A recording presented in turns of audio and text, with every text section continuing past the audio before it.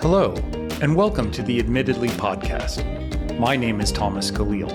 I'm the former director of MBA admissions and financial aid for my alma mater, the Wharton School at the University of Pennsylvania.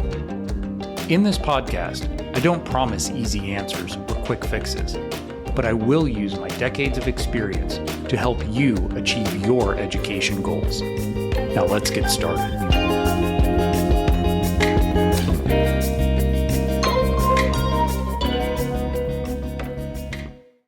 Host Thomas Caleel, and today I have the great pleasure of speaking with my friend Matt Gainsley. I've known Matt for over 30 years.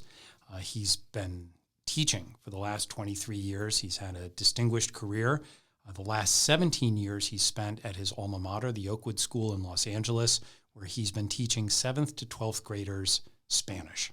Matt, bienvenidos a Santa Barbara. It's really a pleasure to have you here. Thanks so much, Thomas. It's great to be here. Really lovely to be talking with you about this. I'm so excited to have you here because we talk about a lot of things on this podcast. We talk about intellectual curiosity. We talk about the learning process. We talk about all the things that go into your time in life as a student. And I see it from a very removed point of view, but you are, for lack of a better term, in the trenches day in, day out. And really excited to get your perspective on the students that you teach and your thoughts as a teacher, like stimulating intellectual curiosity, bringing out the best in these young people.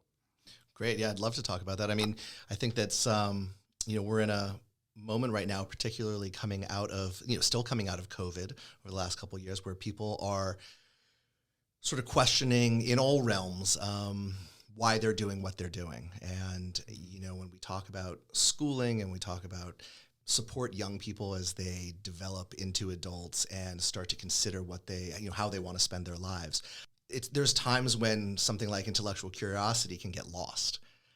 And so I think it's, super important to, talk about, all the possibilities. We tend to get into patterns of thinking that there might be only a couple of ways to live a successful and fulfilling life. Mm-hmm. However we each define successful and fulfilling.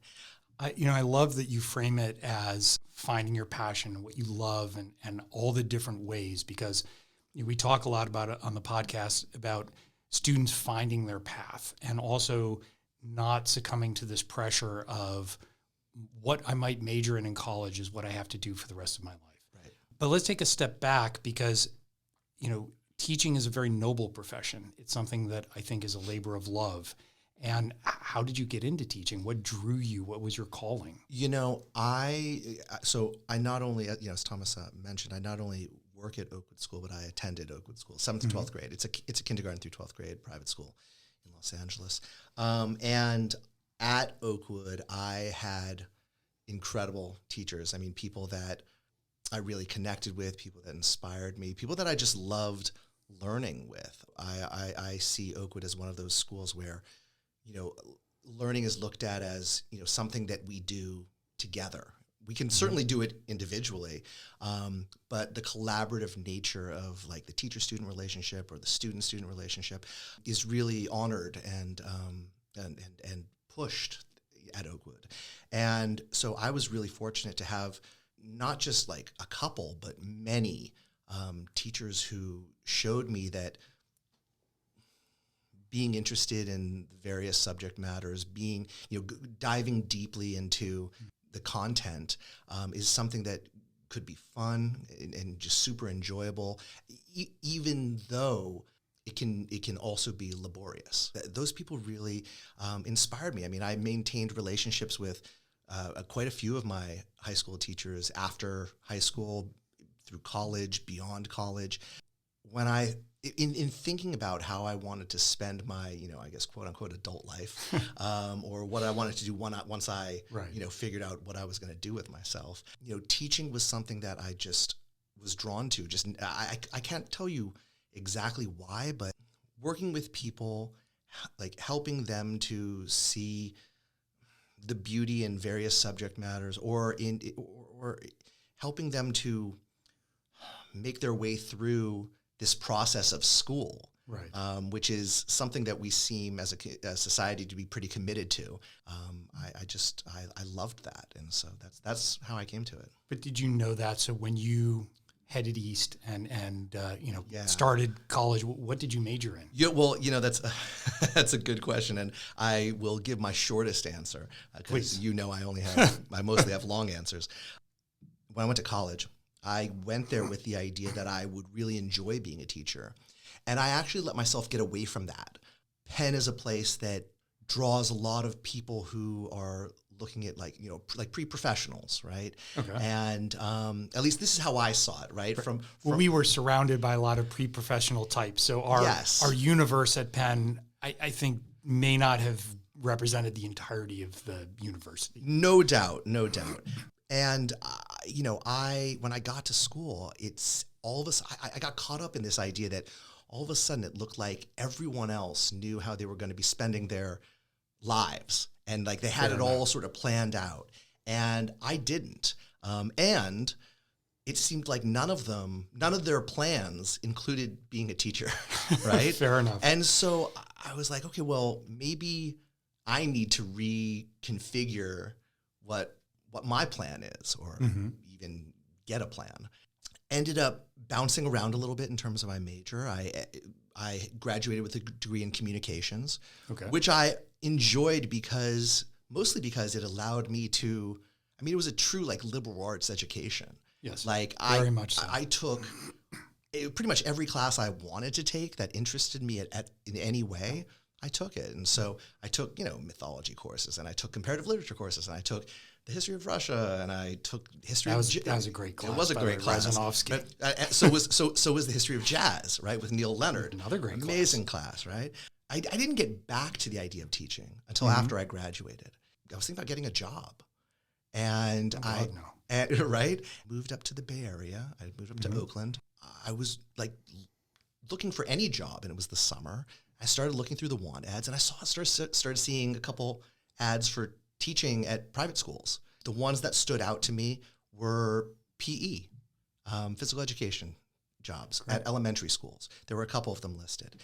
And because I spent my childhood and through college like playing competitive sports, and I thought, oh yeah, that would be great. I would love to do that. I felt confident that I could talk my way into that. And one of the things that about a private school is that it's not required to have a teaching credential. Private schools can hire whomever they want. And so I managed to talk my way into a job at one of the like a K through 8 private school in Berkeley. Taught there for 2 years, and then I taught for at a Jewish day school just north of Berkeley in El Cerrito for 3 years. And it was, for me, the best teacher training of all time, teaching K through 8 PE, because I saw different age group every 45 minutes. Right. And speaking with, my colleagues, like really seasoned teachers who knew how to teach their grade levels, getting strategies from them, I was able to employ those right away and change that. Like what works with first graders does not work with second graders. And so I came away from those 5 years really feeling like I could teach anyone anything. I just needed to know the subject matter. It was great. And so then you moved back down to Los Angeles. Was it because you had an opportunity at Oakwood, or you decided to create that opportunity? No, my life was a little bit circuitous, and my life path in terms of where I was living was a little bit circuitous. Made a couple of moves in terms of moving where I lived for love, and which was fantastic. And is there any more noble cause than true love? There is no more noble cause. When I was in a space where I was not, in a relationship, and I had an opportunity to move back to LA, I took it. In the time between leaving college and moving back to LA, I got a second bachelor's degree, and I got it in Spanish because I knew that I wanted to eventually teach high school, and that I wanted to be in the classroom. And I thought that I knew that language would be the easiest way for me to do that. And the one that I thought would be the most enjoyable, because that's just, language study is something that I've loved, my whole life.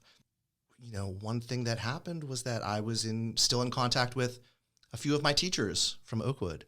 and one of whom was the head of the language department. And she knew that I was back in LA and that I was looking to teach Spanish. And a position opened up, and she called me and told me that she thought I should apply. I love that. It was amazing. I love that. I mean, such a huge vote of confidence from this person who, is one of my language study mentors. Right.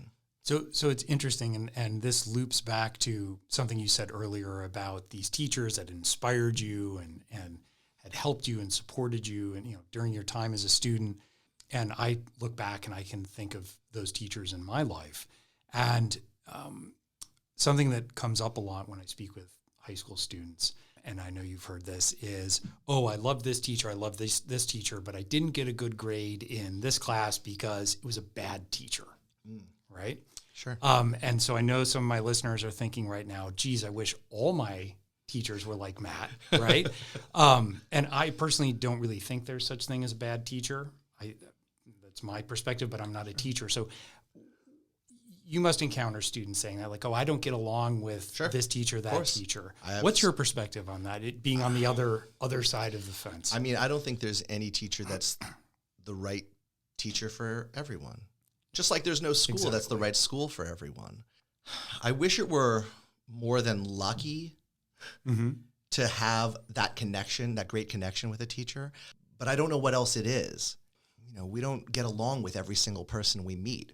Right. Not everyone we meet becomes our best friend. And yet the teacher-student relationship is, I think in some ways, it has a tremendous amount of pressure on it. There's a lot of expectation that the teacher will be that thing that each student needs. Right. I mean, I'd love if you know how to do that, I would love to know, because as much as I think I have a lot of great relationships with a lot of my students. There's many students that I don't connect with, or who don't connect with me. When I say that, what I think about is there's this old idea that somehow students owe something to the teacher. I run into this all the time when a student will, for example, not complete a homework assignment. And the first thing they do is they apologize to me. And I'm sitting here thinking, this doesn't hurt me at all, right? It hurts your grade, right? If anything. And I would love that. To me, that's one of the primary things I would love to change. Don't get me wrong. There are still teachers out there who also believe that students owe them something. Right. Well, and they're everybody is different, has their own approach. That's exactly. Right. And there are teachers who treat students, the way they treat each of their students is sometimes more than loosely based on how the student is doing in their class. It gets in the way, right? For me, it's about the teacher saying, hey, this is what I'm offering, and and I have support for you. Right. And my part of this is that I'm going to show you how to do this thing as well as I can. And your part of this is that you're going to try to do this as well as you can. And if you have questions, if you're confused, if you're unclear, please ask me. Right. Because I want to help you, but I can't guess what you need or what you That's want. right. And I can't guess if you're having trouble. Exactly. And that's, my advice to students is always, look, it is a two-way street, and you need to make a lot of effort. You need to make the effort to show the teacher that you are concerned, you do care. Right. You need to figure out how the teacher needs to communicate things, right? Because everybody communicates in their own way. Everyone receives in their own way. Yep. And, certainly some of our listeners in Asia are kind of rolling their eyes at some of your comments, right? Because you do at times have very hierarchical, old school teachers, for example, who for sure demand absolutely right respect and attention, and it's a very different system. Right. I mean, what I'm talking about is absolutely based off of the experiences that have worked best for me. That's something that is important for students to understand also. Who is their teacher? What does the teacher say they want to provide for the students? What is the teacher able to provide for the students? Yes. And then how do the students achieve what they want to achieve? How do they feel successful sometimes in the face of yes, what a teacher like won't do for them? Exactly. And so when you think about, okay, 23 years of doing anything, right, would make you, by Malcolm Gladwell's standards or anyone's standards, an expert, right? What are some of the things that you've seen over your 23 years? What's changed in the classroom for good, for worse? You know, the first thing I think about when you ask that question is about the relationships that involve the student, the teacher, the parents, and the school. Mm-hmm. I think about when you and I were growing up, and again, this is not for everyone, but right. This is what I experienced, and this is what I saw for a lot of my friends and classmates. When we were growing up, it felt like it was more like the students on one side and the parents and the school on the other side. Mm-hmm. Like if the school ever called home to my house, the first thing my parents would say is, well, they would turn to me and say, well, what did you do? Yes. What'd you do? And not like, what did you do so I can support you, but like, more accusatory. How much trouble are you in? That's right. That's Matthew? right. Yes. And what I've seen since I started teaching was that the relationships have shifted so that it seems to be more the students and the parents on one side and the school on the other side. Yes. And so when a school calls home, it's not necessarily the first reaction to turn to the student and say, what did you do? But more to defend the student. Yes. And so it's certainly not all the time, but that can, if we're talking about helping children to learn how to become responsible, self-motivated adults, mm-hmm. then the tension and the arguments that can happen when something goes amiss just kind of gets in the way. Right. And gets in the way of good independence and learning experiences and outcomes for the student. Totally. There are more parents now mm-hmm. than when we were growing up who want to be very involved in their children's lives. Mm-hmm. And that's, just as I stated it, it's a wonderful idea. Right. It's great. And it also promotes some scenarios where it would be better to allow the child to work stuff out on their own. Yes. So, it's not just, I think, the parents too in the school setting. When I'm counseling students, when I'm working with students, we have issues sometimes with the parents, right? Mm-hmm. And as a parent myself, I think at times very well-meaning. They mm-hmm. want, quote unquote, the best for their children. They want to push them. But in the process, a lot of times the students lose their voice mm-hmm. and they lose their ability, especially when we get to senior year and they're writing their essays and trying to figure out what they want to do with their life. And when I tell them, listen, next year, I'm going to be living in Santa Barbara. Your parents are going to be living at home. This is 100% about you. Right. What do you want? Because you need to live with the ramifications of this choice. And a lot of what I do over time is building that awareness and confidence. I see that. And if do you have advice for parents who want to support their children and really do, have their best interests at heart, but maybe are not going about it the best possible way? Well, first of all, thank you for asking me to give advice. I don't know that I'm the arbiter of parental advice. Is that the right word? Arbiter? Arbiter works. Thank you. I mean, I should start this off by saying that I'm a parent. I have two young men in my house who are wonderful. They're fantastic. They are middle and high school aged, and I would never think that make mostly the right decisions for them. I'd like to believe that I do, but it looks to me like people are somehow afraid that any misstep is going to ruin their children's futures. Because, as you said, we want the best for our kids. Right. We want them to experience great things, and we want them to, have beautiful ideally happy lives. I think sometimes it's hard to take a step back and think about our own lives and how we feel about them, yes, and also look at the variety of experiences that led us to the point that we're at right now. A lot of parents who are sort of succumbing to a lot of peer pressure in there, and the parents end up whipping themselves certainly into a frenzy. And if it's any consolation, I ran an admissions office, right, a highly competitive admissions office, and I would tell people, listen, failure is not fatal. Right.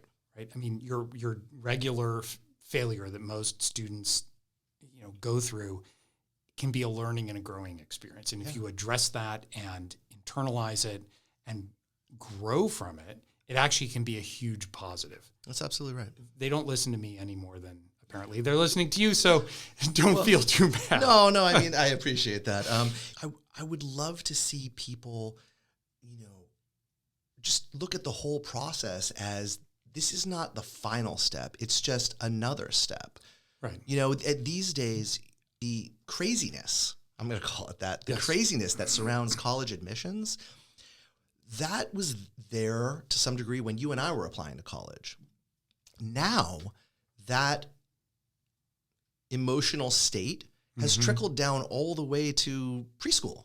Oh, absolutely. So we have, adults, smart, grounded, clear-headed adults who buy into the idea, well, if my child doesn't get into this preschool, then they're not going to be able to get into this elementary school, which means they're definitely out for this secondary school, which means they'll never get to X university. Absolutely.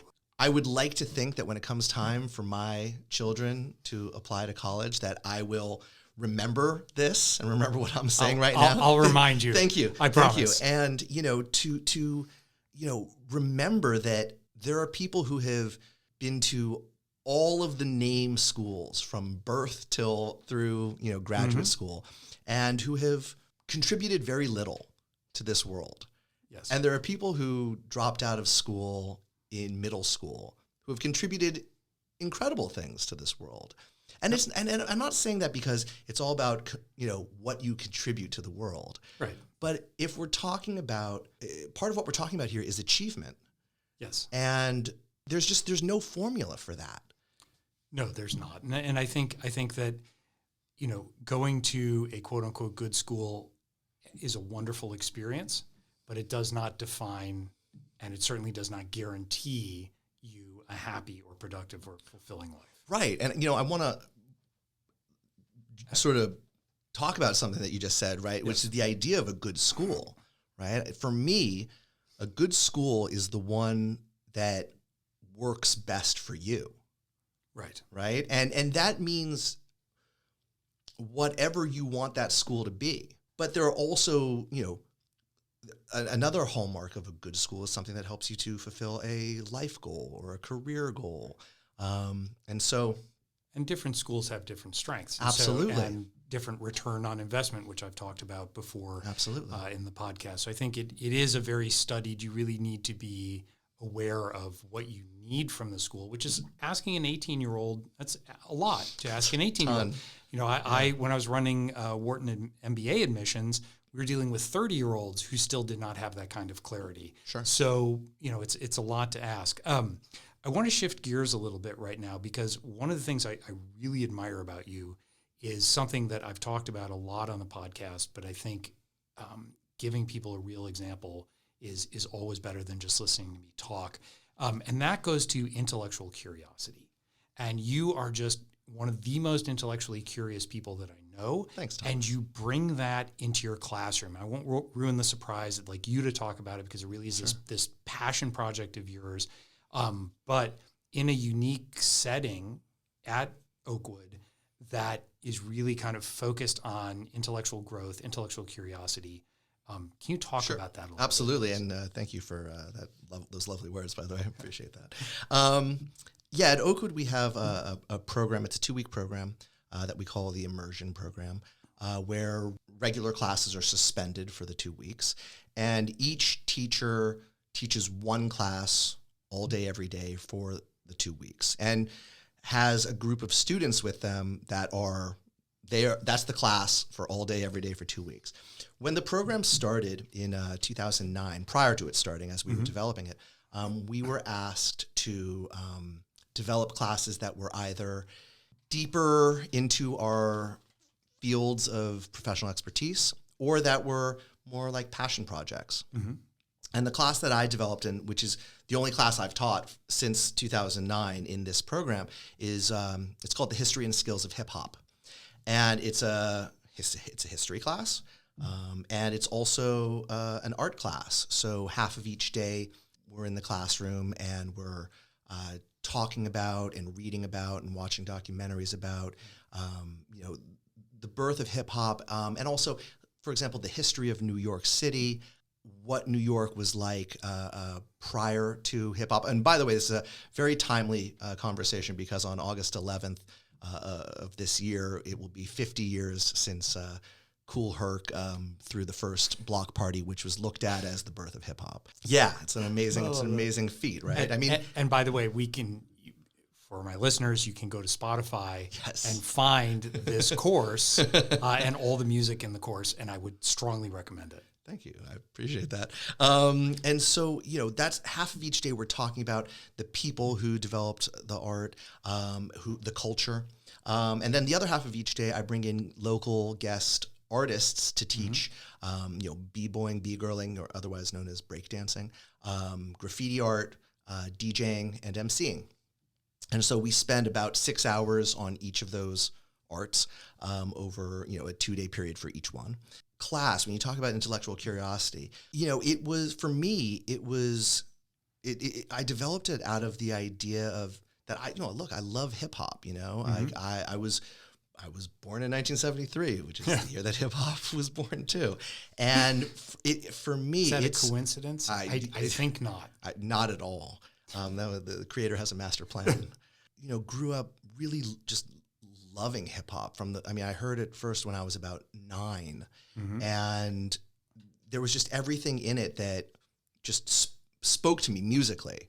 After that, I ended up, becoming a drummer, and it wasn't necessarily because of hip hop, but hip hop certainly had its influence on that. When I thought about developing a course, I started thinking about hip hop. I realized that the conversations that I had with the students about hip hop, and this is in the late 2000s, the conversations would be like, oh, well, what do you listen to? Oh, the kids would say, oh, I listen to old school. Okay, well, what's old school? Yeah, and they would say, okay, A Tribe Called Quest. Okay, and I said, that's okay. That's not wrong. Right. It's not wrong. And there's, if, Tribe Called Quest comes out in 1989, 1990 with their first album, you have about 15-ish years prior to that where things were happening and developing. And, just like you and I took that history of jazz course at Penn, where is the history of hip hop course in 2008? Right? We're far enough away where, we should be talking about this. This hip hop is clearly, a mainstay of American culture, of world culture. And so why aren't we talking about this more?